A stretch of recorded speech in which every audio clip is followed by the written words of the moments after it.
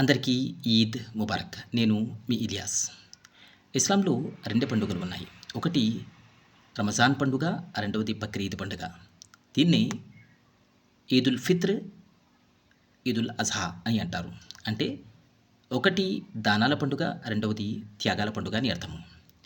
రమజాన్ మాసంలో స్తోమత కలిగినటువంటి ప్రతి ముస్లిం తన సంపద నుండి 2.5% ధనాన్ని తీసి బంధువులు, బీదలు, అనాథలు, వితంతువుల్లో తన ధనాన్ని ఖర్చు పెట్టేందుకు ప్రయత్నం చేసి ఈ కారణంగా కేవలం దైవ ప్రసన్నత పొందుతూ ఈ లోకంలో నిష్కామ కర్మయోగిగా ఉంటాడు.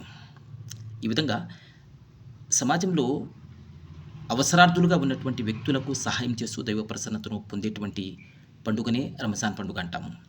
అదేవిధంగా రమజాన్ మాసంలో ఆకలితో ఉంటూ ఆకలి బాధను గ్రహిస్తూ పేదవాడి యొక్క ఆకలి ఎలా ఉంటుందో తెలుసుకుంటూ పేదవాడికి సహాయం చేయడం నేర్పేదే రమజాన్ పండుగ. ఇక బక్రీద్ పండుగ, దీన్ని త్యాగాల పండుగ అంటాము.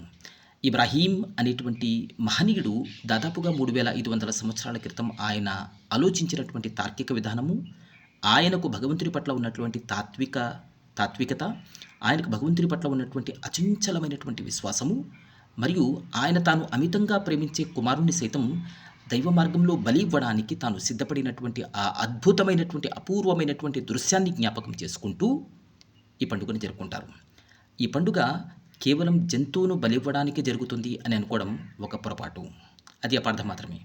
ఈ జంతువుని బలివ్వడం కేవలం ప్రతీక మాత్రమే. అసలు ఉద్దేశం నాలో ఉన్న అహాన్ని, నాలో ఉన్నటువంటి జంతు ప్రవృత్తిని, నాలో ఉన్నటువంటి మృగత్వాన్ని, నాలో ఉన్నటువంటి ద్వేషాన్ని, నాలో ఉన్నటువంటి విద్వేషాన్ని కోసి బలి ఇచ్చి దైవ ప్రసన్నతను పొందేందుకు నేను సిద్ధపడాలి అనడమే ఈ సందేశం, ఈ బక్రీద్ పండుగ యొక్క సందేశం.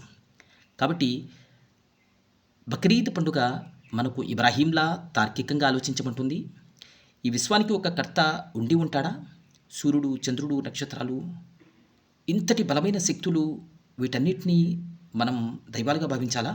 లేక ఇంతటి బలమైనవి, ఇంతటి పెద్దవైనటువంటి శక్తులు సైతం ఒక నిర్ణయితమైనటువంటి సమయానికి రావడము, వెళ్ళడము, ఒక నియమానికి కట్టుబడి ఉన్నాయి అంటే ఈ నియమాల వెనకాల నియమకర్త ఒకడు ఉండి ఉంటాడా అనే విషయం తార్కికంగా ఇబ్రాహీం ఆలోచించారు.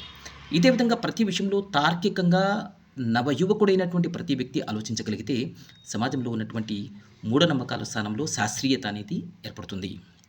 ఇక అదేవిధంగా ఇబ్రాహీం అలైహిస్సలాం తాను అమితంగా ఇష్టపడినటువంటి ఈ కొడుకైనటువంటి ఇస్మాయిల్ను బలివ్వడము నిజానికి అది ఒక ప్రతీక. తాను అమితంగా ఇష్టపడే ధనాన్ని లేక తాను అమితంగా ఇష్టపడే దానిని అల్లాహ్ మార్గంలో ఖర్చు పెట్టినంత వరకు ఏ వ్యక్తి విధేయుడు కాదని ఖురాన్ అంటుంది. కాబట్టి మనం అమితంగా నేను అనే భావాన్ని ఇష్టపడుతున్నాము, మనం అమితంగా ఎదుటివారిని ఇబ్బంది పెట్టడాన్ని ఇష్టపడుతున్నాము, మనం అమితంగా ఎదుటివాడి కంటే నేనే బాగుండాలి అనే విషయానికి ఇష్టపడుతున్నాము. ఖురాన్ అంటుంది, మీరు అమితంగా ఇష్టపడుతున్నటువంటి దీనిని త్యాగం చేయనంత వరకు మీరు దేవుని ప్రసన్నుడు కాలేరు అని చెప్పి.